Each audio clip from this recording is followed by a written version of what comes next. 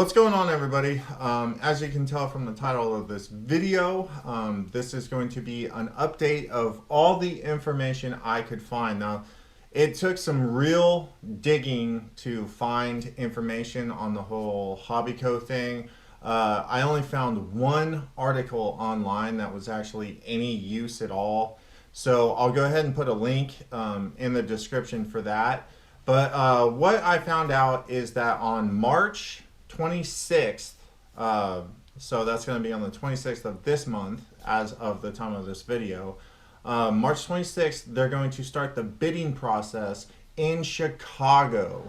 Now, what they're hoping for is a minimum bid they would like to be bought up by one person, company, corporation, whatever.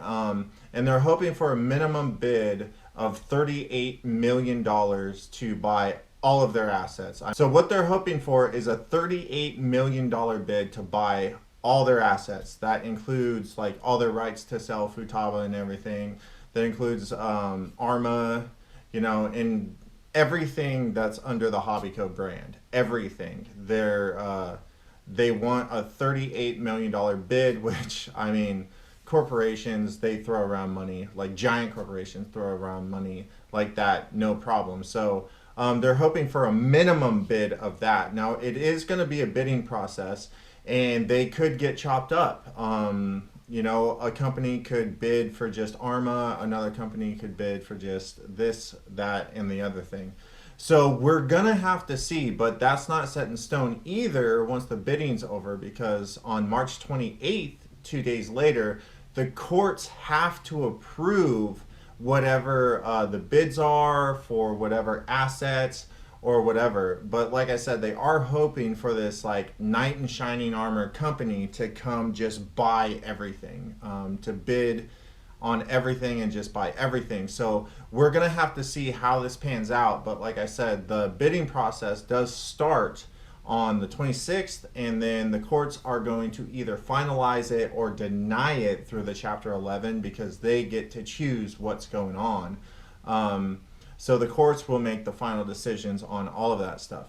Now, like I said, they're basically, this is all the information I could find, and I'm sure there'll be a lot of information after this stuff happens. So it might be a lot like OFNA. So when OFNA declared bankruptcy and went out of business, they were bought up by Hobbico. So Hobbico changed a few things, kept basically everything the same. I mean, they put a different body on the Hobbico Hyper MT. They just put a different body on it, and now instead of being called the OFNA Hyper MT, it's called the Hobbico Hyper MT.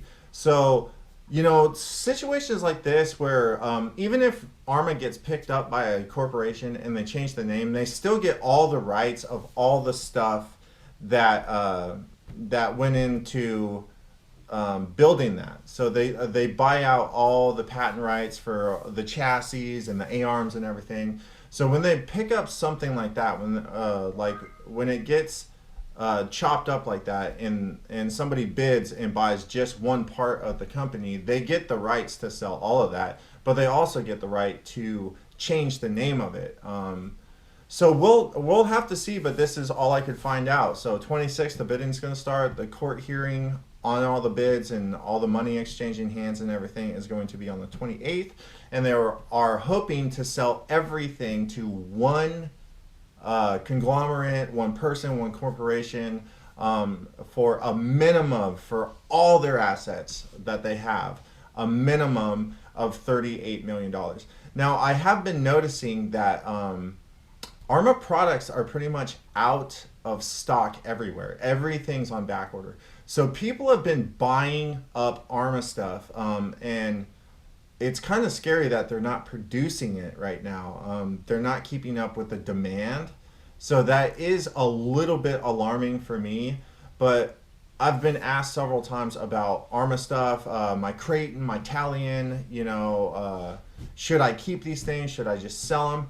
I would say absolutely keep them, because even if Arma does go away, there is a huge aftermarket support for them right now because everybody is making parts. HR is making parts. RPM's making parts. I mean, you have Voltage Hobbies coming out with new parts for the Arma lineup. So, I mean, Arma, if you have an Arma, I would say keep it. Don't let it go because of you're scared of part support or whatever. You might not be able to buy a brand new one. It might be named something else in the future. So you might not be able to get a brand new Creighton V3 or a brand new Talion or a brand new Outcast. But you will be able to get parts. You'll be able to get chassis plates. You'll be able to get all of that stuff. So hold on to your stuff, guys. Don't sell it out of panic thinking that you'll never be able to find a part if you do break it. Because just go on eBay and type in Arma. And there'll be pages and pages and pages and pages of stock parts, aftermarket parts, used stuff, electronic systems, everything. So hold on to your Arma stuff. Don't panic. Don't throw it away. Don't get rid of it thinking that you'll never be able to find parts for it, because that's not the case. It's got a huge aftermarket following right now. I mean, Arma, it has a solid fan base, and they're not going anywhere.